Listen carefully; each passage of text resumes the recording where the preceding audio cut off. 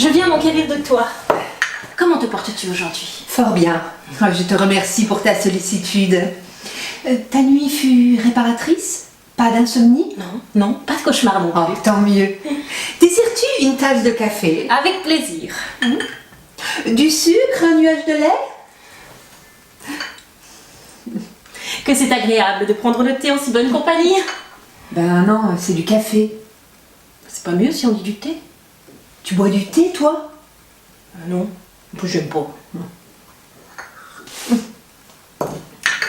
J'ai beaucoup d'amitié pour toi. Cette amitié est indestructible. D'ailleurs, je dois t'avouer quelque chose. J'ai écrit cette lettre à B. J'aimerais tant qu'il puisse la lire. Veux-tu que je lui transmette? Tu ferais ça pour moi? Mais oui! Je porterai notre amitié au-delà des vents, jusqu'à ma mort! On n'en fait pas un peu trop, là? Carrément. Marie-Madeleine Pioche de la Vergne, comtesse de Lafayette, est née le 18 mars 1634 à Paris. À 16 ans, elle devient dame d'honneur de la reine Anne d'Autriche et commence son éducation à la cour. Elle regrettait de ne pas être plus belle. Tout le monde, quoi. Par contre, elle était intelligente. Et oui, ça sert. Elle épouse un comte, veuf et pauvre, avec qui elle aura 2 enfants. D'ailleurs, lui, on l'a complètement oublié. Si bien qu'on ne sait même pas quand il est mort. Dixit la Bruyère.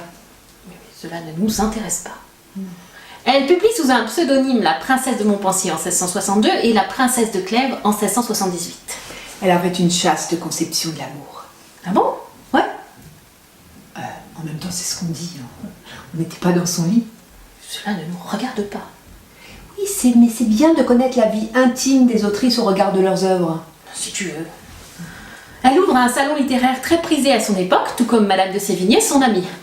C'est la première femme officiellement inscrite au programme du bac littéraire en 2017. Il était temps. Elle entretient une amitié très forte avec Monsieur de la Rochefoucauld, celui des Maximes.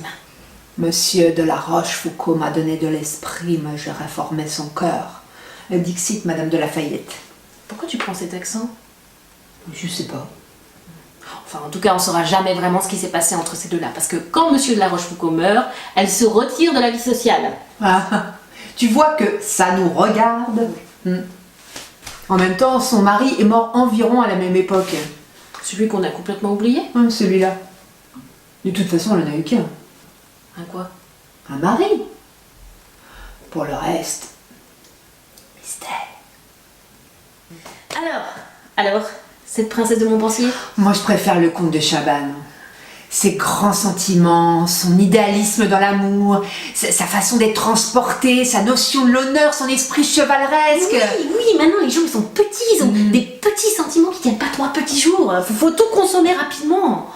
Son écriture exacerbe les sentiments qu'elle décrit. Grands attachements qui durent toute la vie. Ouais. Elle a un style très particulier, elle fait des ellipses, il n'y a pas de dialogue, c'est très concis, c'est un style de l'époque, nouvelle quoi. Mais novateur quand même. D'ailleurs, c'est la première à utiliser un contexte historique, les guerres de religion, comme trame romanesque. Ouais. Moi je trouve que d'ailleurs ça donne une vision assez juste du sentiment amoureux à l'époque de Madame de Lafayette. L'amour de l'amour plutôt que l'amour de quelqu'un. Ouais. Amour, amour, je t'aime tant. Par contre, cette fin-là, ces 3 dernières lignes... D'ailleurs, je serais presque tentée de te dire de divulgacher la fin, tellement elle m'a déplu. Moi, je préfère la fin dans le film de Bertrand Tavernier. Mais oui, mais c'est moins injuste. D'ailleurs, il est bien ce film. C'est une bonne adaptation du roman. Tu savais que pour la musique, Philippe Sard avait fait appel à une formation originale composée de 3 musiciens baroques, 4 trombones, 7 violoncelles et contrebasses et 5 percussionnistes, mais pas de violon. Et donc? Bah, rien. Ah, j'ai pas mieux comme anecdote.